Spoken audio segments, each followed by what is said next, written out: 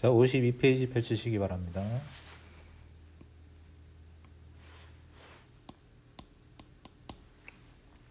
자, 몽골 제국이 나오는데, 몽골 제국 이전에는 북방 민족 국가라고 하면 거란족이 세운 요 나라가 있죠. 이 나라는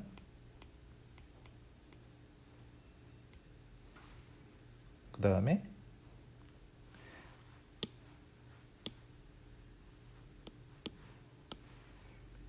여진족이 세운 금나라가 있지.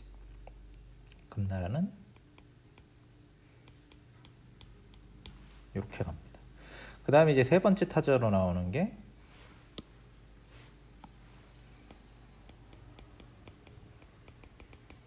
원나라가 나오는데, 우리가 좀 안쓰러운 게 북방민족이 이렇게 강해지던 시대에 송나라는 얘네랑 다 싸운 거지.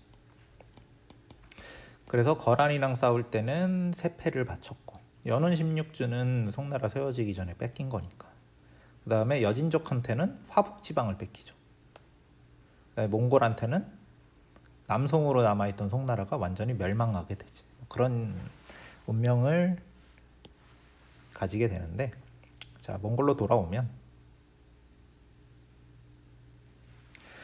자, 몽골 제국을 세우고 아주 크게 키운 사람은 테무친이라는 사람인데, 테무친이 나중에 칸으로 추대돼서 칭기스칸이 돼요. 그러니까 테무친은 본명이고 칭기스칸은 칸, 뭐 왕이라고 얘기해야겠지. 뭐 다른 나라로 치면 왕이지. 칸의 칭호를 받은 거지. 그러니까 우리도 뭐 세종, 태종 이런 사람들도 이름은 본명은 따로 있잖아. 그런 거라고 생각을 하면 돼요. 자, 그래서 1206년에 몽골 제국이 세워지게 되고, 칭기스칸은 천호제라는 사회 군사적인 군사 조직을 만들었다. 사회 군사 조직이라고 하면 사회 조직과 군사 조직을 하나로 만든 거예요. 나라 자체가 일종의 군사 기계가 되는 거지. 그래서 천호제에 대한 설명은 여기에 나와 있습니다. 유목민을 1,000호씩 1,000집씩 나눠서 천호쟁에게 맡기고, 그 밑에 100호장, 10호장을 임명해서 한 호당 병사 한 명씩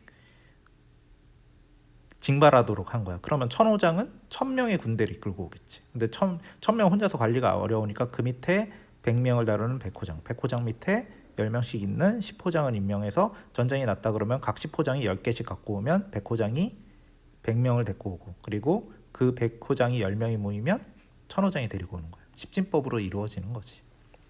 그러니까 이렇게 보면 되겠지. 천호장 밑에는 100호장이 10명 있고, 100호장 밑에는 10명 있고, 뭐 그렇게 보면 되겠어. 그래서 사회군사조직을 만들어 몽골 울루스를 구성하였다. 몽골 울루스는, 울루스라는 말은 국가라는 뜻을 가지고 있어요. 여기 보면은 많은 사람이라는 뜻의 몽골어인데 국가를 뜻하게 됐다. 울루스는 국가라는 말이겠지.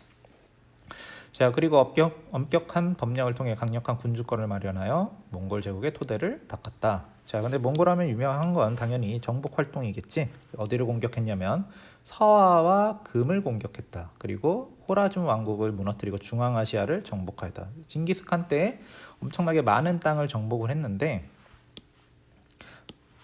호라준 왕국은 멸망시켰어. 그리고 서아도 거의 죽을 때쯤에 멸망시켰고, 금나라는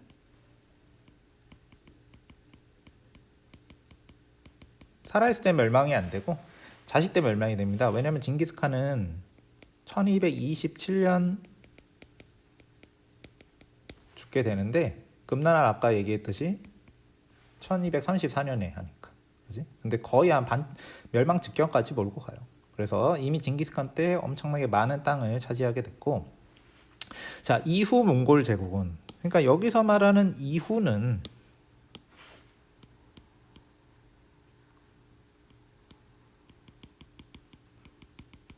징기스칸이 죽은 다음의 이야기겠지.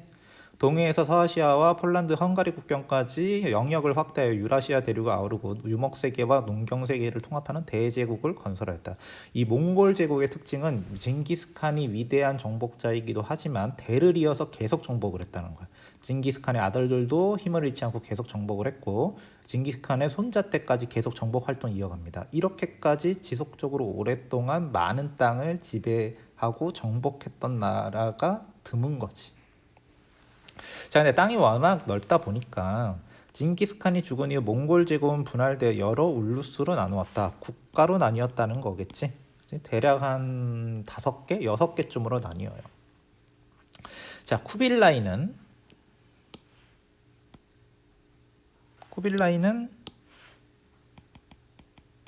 징기스칸의 손자야. 수도를 대도로 옮기고 국호를 원으로 정하였다. 그러니까 이게 중국식 국가로 변화가 되는 거지. 수도도 현재 베이징으로 옮겼잖아. 중국 땅으로 옮긴 거야. 그 전에 몽골 제국의 수도는 초원에 있었겠지. 근데 쿠빌라이 칸 때 근데 칭호가 2개야. 칸으로서의 칭호가 있고 황제로서의 칭호가 있는 거지. 그러니까 이제 몽골도 쿠빌라이 때가 되면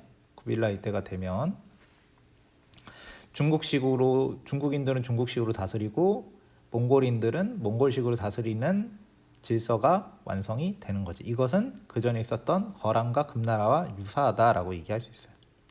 자, 그는 남송과 대리를 멸망시키고 중국을 통일했다. 자, 남송은 징기스칸 때 멸망되는 게 아니고 쿠빌라이 때 멸망이 되는 거지. 그 대리라는 그 중국 남쪽에 있는 또 그 작은 나라가 있어요. 그 나라까지 멸망시켰다는 거야. 그래서 중국을 통일하여 유목민족 최초로 중국 전역을 지배하였다. 그 전에 있었던 유목민족 국가 생각해 보면 중국 전역을 지배한 나라는 드물죠. 북위는 화북지역만 지배를 했고, 요 나라는 연운 16주만 지배를 했고, 금나라도 남성으로 쫓아내긴 했지만 화북지역만 지배했다면, 이제 몽골 제국은 쿠빌라이 칸 때 남송을 멸망시키면서 중국 전체를 지배하는 최초의 유목민족 국가가 돼버리는 거야. 자, 한편 여러 울루스가 독자적인 영토와 세력을 인정받게 된 몽골 제국은 울루스들의 느슨한 연합으로 바뀌어갔다. 밑에 지도를 보면은 징기스칸이 살아있을 때 정복한 영토는 대략 이 정도 있고요.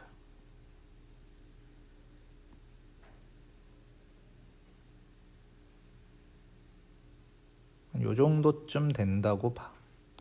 징기스칸이 이미 엄청나게 많은 땅을 정복을 했지. 근데 그 이후에도 많은 땅을 정복을 한 거야. 아들들쯤에 뭐 대략 징기스칸 아들 때에는 요 정도로 영토가 넓어지고, 그지? 그 다음에 손자 때가 되면 엄청나게 땅이 넓어지는 거지.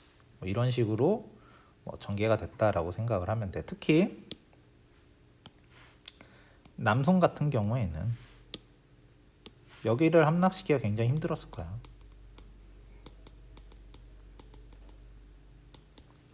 이걸 쿠빌라이가 해냈다는 거지. 그리고 이 쿠빌라이가 원나라를 세워서 요 부분은 이제 원나라가 되는 거야. 전체 몽골 제국에서. 나머지 뭐 차가타이 울루스, 주치 울루스, 훌라고 울루스 이런 지역들은 이제 점차 독립적인 세력이 되는 거예요. 물론 같은 몽골 제국이라는 형제 의식은 있지만 독자적인 국가라고 얘기해서 사실상 분열됐다라고 생각을 하면 돼요. 이 넓은 국가를 그지 혼자서 소식 하나 전해지는데 몇 달씩 걸릴 텐데 아무리 교통로를 정비를 해도 이렇게 분열되는 건 어쩔 수 없는 그지 진행이었을 거예요. 자, 그래서 원나라, 이 중국 지역을 다스리던 이 원나라를 몽골 제국의 본체라고 얘기할 수 있어. 이 주치울루스, 훌라골루스, 차가테울루스가 사실상 독립국가지만 여전히 이들의 가장 높은 서열은 원나라를 다스리는 데칸이 서열이 가장 높기 때문에. 자, 여하간 이 원나라가 14세기 들어서 14세기면 1300년 되겠지? 황희계승 분쟁이 일어나고 지배층의 사치와 낭비로 재정난에 빠져 국력이 쇠퇴하였다. 게다가 무거운 세금을 거두고 지폐인 교초를 남발할. 교초는 이따가도 얘기할 건데 우리 송나라 때 교자 회자라는 지폐를 사용했다고 배웠죠. 원나라 때도 지폐를 사용한 거야. 근데 이름이 교초가 되는 거지. 교초를 남발하여 물가가 폭등하자 백성들은 불만이 쌓여갔다. 이러한 가운데 백령교도가 중심이 된 홍건적이 반란을 일으켰다. 그치? 이걸 막아내기 힘들었겠지. 결국 원은 명을 세운 주원장에 의해 북쪽으로 밀려났다. 북쪽으로 밀려난 이후에 원나라를 북원이라고 부르는데 얼마 안 지나서 멸망하게 된다. 자, 페이지를 넘겨봅시다. 그러면 이 원나라는 우리가 주목해야 될 게, 원나라는 아까 얘기했듯이 최초의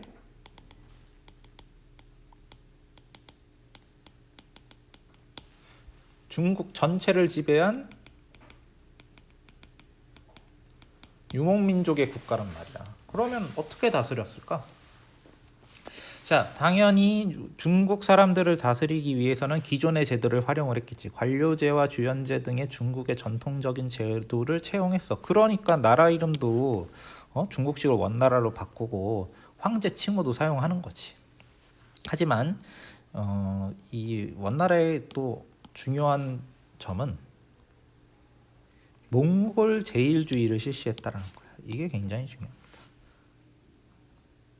중국식으로 중국인들을 다스리긴 하지만 중국인들을 고위직으로 들이는 데는 굉장히 소극적이었어. 몽골이 최고다. 우리가 다스린다. 중국인들의 힘은 거의 빌리지 않겠다. 이렇게 생각을 한 거지. 그래서 소수의 몽골인이 정부 고위직을 독점하였으며 재정 업무를 담당한 서방계의 생모기는 우대했다. 그러면 나머지 중국인들은 어떻게 되느냐? 금의 지도를 받았던 한족이나 기타 민족을 한인, 그 다음에 남송의 지배 아래 있었던 한족을 남인으로 분류하여 지배했다. 그래서 이걸 민족 차별이 들어가는 거야. 밑에 봐요. 제일 위에 몽골인이 있어. 1.5%. 생목인이 1.5%. 금나라 지배하에 있었던 한인이나 여진족, 거란이 이런 사람들은 세 번째 서요. 마지막 남송 지배하에 있었던 한인들은 인구의 83%를 차지하지만 최하층으로 들어가는 거야. 그러니까 민족 차별인 거지. 몽골인들은 높은 자리에 들어서고 생목인까지도 지배계층으로 쳐주지만 옛날 금나라 땅이나 남송의 지배를 받았던 한인이나 남인들은 피지배계층으로 규정을 하고 지배계층으로 거의 안 올라가는 거지. 그러면 그 전에 송나라의 지배층이었던 사대부는 어땠을까? 활약할 기회가 적었지. 처음에는 이 사대부는 어떤 특징을 가지고 있어요? 이 사람들은 유교를 공부해서 과거 시험을 쳐서 관료가 되는 거지. 그러니까 유교를 공부한 거야. 근데 몽골 제국 초기에 과거제를 폐지시켰다가 후기에 가서야 부활하지만 소수만 뽑았어. 그러니까 사대부는 자기네들이 활약할 기회가 적은 거지. 애초에 등용할 생각이 별로 없었던 거고. 그래서 사대부가 정치적으로는 힘이 없지만 몽골 애들이 그 사대부들이 살던 지역의 경제적이나 사회적 구조를 바꾸지 않았기 때문에 지주전호제는 더욱 발전해서 지방에서 사대부의 지주로서의 지위는 그대로 유지되었다. 이게 무슨 얘기냐면 정리를 해볼게요.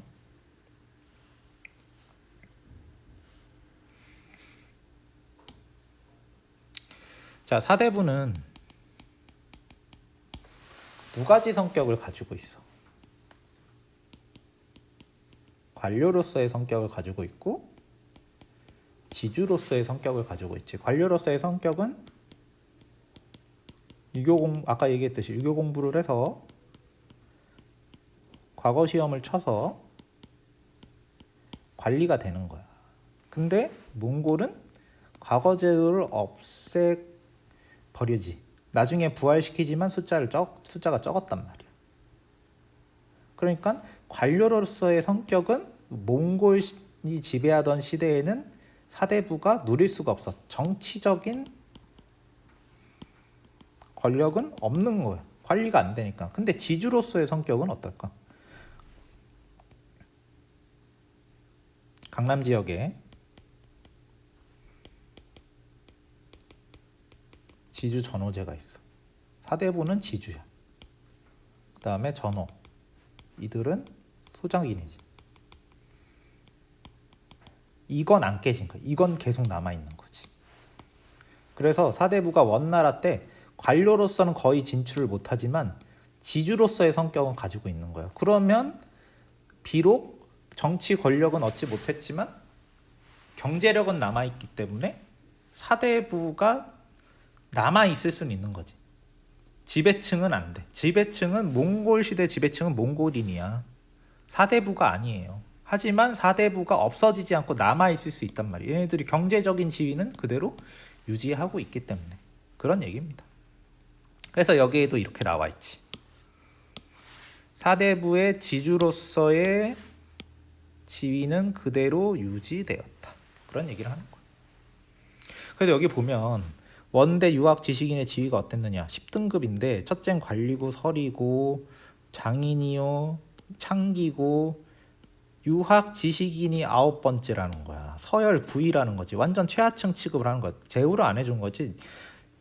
유학자보다 못난 사람 거지밖에 없대. 그지? 당시 사대부들의 정치적인 입지가 어땠는지 알 수 있지. 하지만 이들이 지주로서 재산은 가지고 있었기 때문에 이후에 부활할 여지는 충분히 가지고 있는 거지. 몽골 세상만 뒤집어지면 이 사람들이 가지고 있었던 경제력을 바탕으로 다시 과거제만 부활이 된다면, 그치? 과거제가 아주 송나라 때처럼 대대적으로 시행만 된다면 다시 정계에 진출할 수 있는 거지. 자, 원나라 때 과거제가 어땠느냐? 1315년에서 1315년이 돼서야 시행이 됐대. 몽골 제국이 1206년에 세워졌고 원나라는 1270년에 세워져요. 근데 그러고 나서 한참 동안 거의 50년 동안 과거제를 실시 안 했다는 거는 관리를 과거제로 안 뽑았다는 거지. 그러면 관리를 과거제로 안 뽑아서 그럼 다른 식으로 관리를 충원했다라는 거잖아. 계속 얘기하지만 지배층이 몽골인이기 때문에 몽골인들을 등용하지 과거제로 그 사대부들을 등용하지 않았던 거야. 자, 그러다가 1315년이 돼서야 제의가 돼서 16번 시행돼서 1139명의 합격자를 배출했대. 근데 송나라 때는 과거 시험 한 번 치면은 합격자가 1000명, 2000명 돼요. 송나라 시대 전체적으로 과거 시험 합격한 사람만 수만 명이야. 거기에 비교하면 원나라 때 과거제가 실시된 시기도 짧았고 뽑은 사람도 적었기 때문에 관리 등용 방식으로 중시되지 않았다라는 거야. 과거제가 중요한 관리 등용 방식이 아니었다는 거지. 그렇다면 사대부의 정치 진출은 제한될 수밖에 없지. 그지? 생각을 해봐. 우리 예전에 사법시험만 해도, 지금은 사법시험 없어졌지만 사법시험이 한창 진행될 때는 1년에 막 1000명씩 뽑았어. 판검사를. 근데 되게 어려운 시험이라고 생각했죠. 근데 1315년에 제기됐으니까 몽골이 1368년에 망했거든. 50년 동안 1000명 뽑았으면 말할 것도 없지. 1년에 20명도 안 뽑는 거잖아. 이거 가지고는 관리 충원이 안 되는 거야. 사대부가 정치적인 지위를 얻는 거는 거의 원나라 때는 불가능했다. 그러면 사대부들은 불만이 많았겠지. 왜 우리를 안 써? 송나라 때는 우리가 지배층이었는데. 왜? 지배계층이 사대부 위에 더 있는 거야. 얘네들 때문에. 사대부의 그런 입지는 약할 수밖에 없는 거지. 자, 원나라 때 경제와 문화를 봅시다. 송나라 때와 다른 특징을 찾아야 돼. 자, 원나라 때도 농업 생산이 장려되고 목화 재배가 전국으로 확대되어 면직업이 발달했다. 자, 이 시대의 특징은 송나라 때와 다른 게 있네. 목화 재배가 전국으로 확대해서 면직업이 발달했다. 이게 좀 새롭게 바뀐 거지. 송나라 때는 면직업 얘기가 없었잖아. 그래서 이 몽골에서 우리 문익점도 모카씨를 가져온 게 그 원나라에서 가져온 거예요. 자, 그다음에 활발한 동서교류. 이게 원나라 경제의 특징이지. 왜냐하면 송나라 때는 바닷길만 썼다면 원나라 때는 아까 지도를 봤듯이 유라시아 전체를 거의 통일한 거나 다름없기 때문에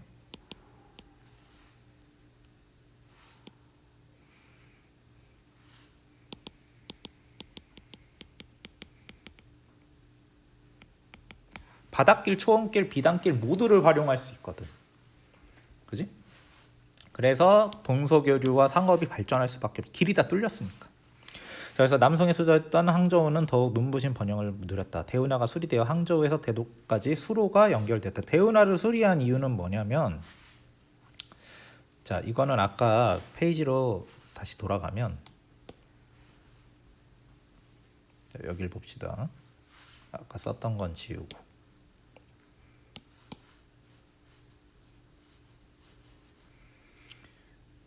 자, 원나라의 수도는 베이징이야. 근데 우리가 송나라 때 이미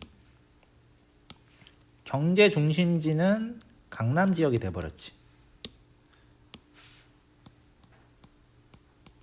경제 중심지야. 곡창지대. 그러면 여기에서 거둔 세금을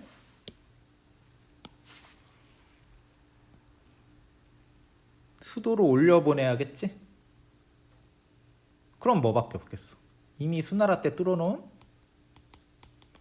대운하를 보수해서 활용하는 거야. 여기에서 번 돈을 베이징으로 가져가기 위해서는 대운하를 적극적으로 활용하게 되는 거지.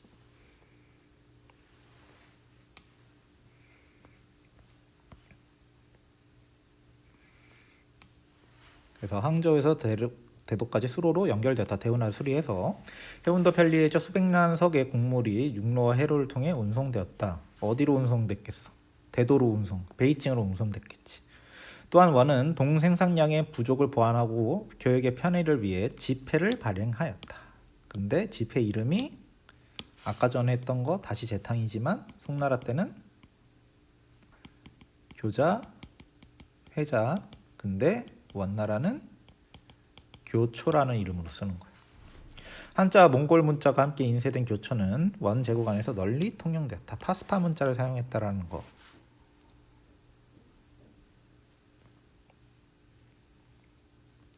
몽골의 고유 문자. 우리 그 전에 거란이나 서하나 여진족도 자기네 고유 문자를 만들었잖아. 몽골도 마찬가지 자기네 고유 문자를 만든 거지. 자, 원나라 때는 서민 문화가 크게 발전했다. 자, 이것도 송나라 때와 비슷하지. 그러면 그냥 서민 문화가 발전했다라고 끝날 게 아니고 송나라와는 다른 서민 문화가 어떤 걸까라고 생각을 해야 돼. 그래서 도시민은 연극 공연을 즐겨 대표적으로 서상기를 비롯한 원곡이 큰 인기를 끌었다라고 얘기합니다. 자, 송나라의 서민 문화는 뭐 이런 게 있었지. 사, 그 다음에 잡극, 통성문학이 발전했어. 그 원나라 때는 이런 게 쭉 이어지면서 하나 더 추가되는 거지.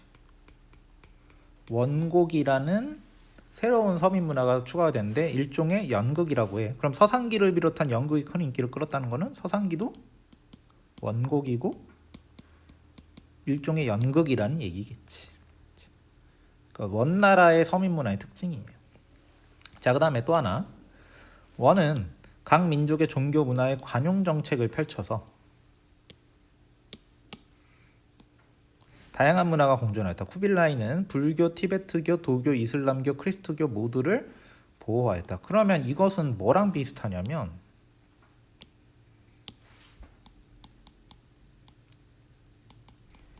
당나라와 비슷하지. 그지? 그럼 차이가 뭐냐? 당나라는 문제를 낼 때 장안성 가지고 문제를 내요. 왜냐면 당나라 때 쓰던 장안성이잖아. 하지만 원나라 때 이런 걸 얘기하려면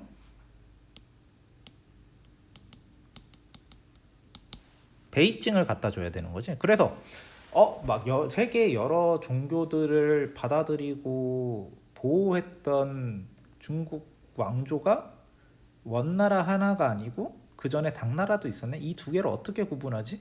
여러 종교가 막 수도에 많다 이렇게 문제를 냈는데 그게 원나라인지 당나라인지 구분해야 되잖아. 그러면 일단 수도를 봐야지, 그지?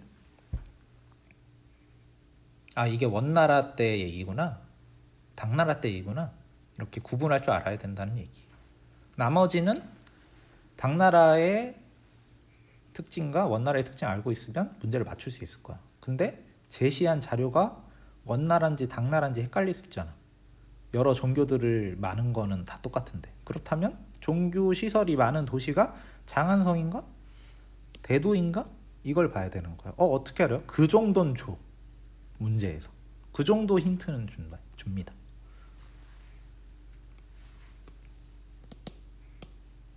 자, 페이지를 넘겨보면 자, 세계를 아우르는 교역망과 동서문화의 교류 봅시다. 자, 몽골 제국은 광대한 제국을 원활하게 통치하기 위해서 교통로를 정비하고 안전확보에 힘써 제국 전역에 역참을 설치하였다. 이게 몽골 제국의 특징이에요. 역참 설치했다.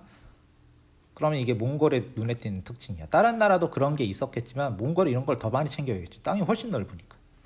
역참망의 설치로 사절이나 관리 등 공무인원의 여행과 물자 수송이 체계적으로 이루어졌고 신속한 공문서 전달도 가능해져 중앙의 지배력이 멀리 뻗칠 수 있었다. 그럼 역참이 도대체 뭐냐? 예를 들면 이런 거지. 자, 수도가 있어. 그러면은 이거는 위에를 보는 게 낫겠다. 예를 들면 그치, 여기 이렇게 적혀 있네. 자, 수도에서 아주 먼 여기까지 정보를 전달해야 되는 거야. 그럼 출발 이러면 한 명이서 여기를 쭉 다 갈 수 있을까? 못 가지, 그지? 혼자서 여기를 어떻게 가겠어? 효율이 떨어지잖아. 그래서 여기에 표시되어 있진 않지만 이 사이사이에도 역참을 엄청 많이 설치해 놓는 거야. 뭐 한 10km, 20km, 30km마다 하나씩 설치해 놔. 그럼 마치 우리가 이어달리기를 하듯이 말을 타고 전속력을 달려서 다음 역까지만 가면 되는 거지. 그럼 그 다음에 있는 팔팔한 전령과 말이 또 그걸 이어받아서 달리는 거야. 그럼 속도가 엄청나게 빠르게 되겠지. 이런 걸 역참이라고 해요. 근데 원나라는 워낙 이 몽골 제국 워낙에 영토가 넓기 때문에 영토 관리를 위해서 역참을 여기저기 엄청 많이 만들어 놨다라는 거야.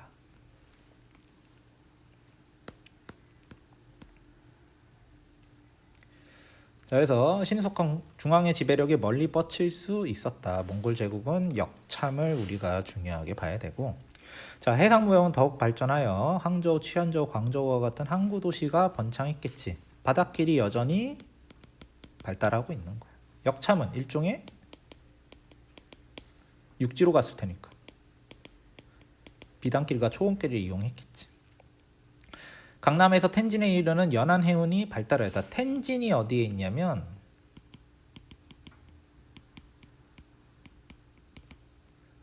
베이징 근처에 있어. 베이징은 지금도 중국의 수도잖아요. 그러니까 텐진은 우리나라로 치면 서울 옆에 있는 인천 같은 곳이라고 생각을 하면 돼.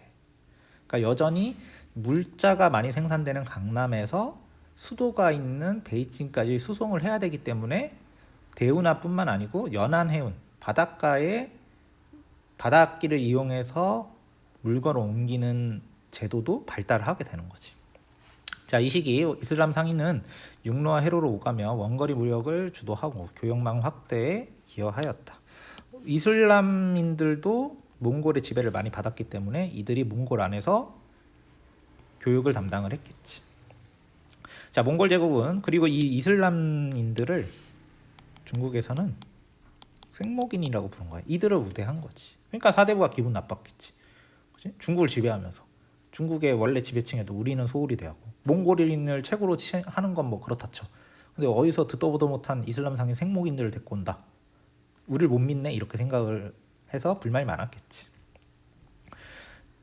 자, 그래서 강력한 군사력과 이슬람 상인의 협력에 힘입어 몽골의 평화시대라고 불리는 번영을 이루었다. 아니 다 정복하고 다 때려 부순 사람들이 무슨 몽골의 평화냐. 정복을 끝난 다음에 상황을 보란 말이야. 원래 몽골 제국이 지배하기 전에 여기도 나라 하나, 여기도 나라 하나, 여기도 하나, 여기도 하나, 여기도 하나, 여기도 하나, 여기도 하나, 여기도 하나 막 서로 싸우고 난리가 아니었단 말이야. 근데 몽골이 얘네들을 싹 쓸어버리고 한 곳으로 지배를 해버리니까 한 나라의 지배로 들어가니까 물론 몽골 안에서도 그지? 뭐 여러 나라로 여러 울루스로 갈라지긴 했지. 하지만 이들 사이의 전쟁은 잘 안 일어난단 말이야. 예전에 비하면. 그러니까 이 지역 안에서 전쟁이 줄어드니까 우리가 여긴 평화로워졌다. 몽골의 평화다. 라틴어로 하면 팍스. 몽골리카다. 전쟁이 없네. 이렇게 돼버리는 거야. 자 그러면 이렇게 몽골의 평화가 돼서 교역로가 안전해지면 여행도 많이 가겠지. 요즘엔 여행을 잘 안 가죠.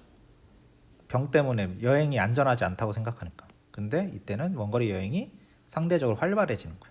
그래서 카르피니아 같은 교황의 사절들과 베네치아 상인인 마르코 폴로, 모로코 출신 여행가 이븐 바투타 등이 중국을 다녀갔다. 카르피니 같은 교황의 사절, 교황이 지금도 그렇지만은 이때도 이탈리아, 유럽 이쪽에 살았겠지, 그지? 베네치아도 이탈리아에 있는 도시인데 마르코 폴로, 모로코 출신 사람, 이븐 바투타 이런 사람들이 중국까지 가서 여행을 할 수 있었다는 거예요. 그 전에는 이런 걸 꿈도 못 꿨는데 이제는 몽골의 평화, 팍스 몽골리카가 돼서 여기저기 지역을 돌아다닐 수 있고 역참을 이용할 수 있으니까 먼거리 여행이 활발해지는 거지.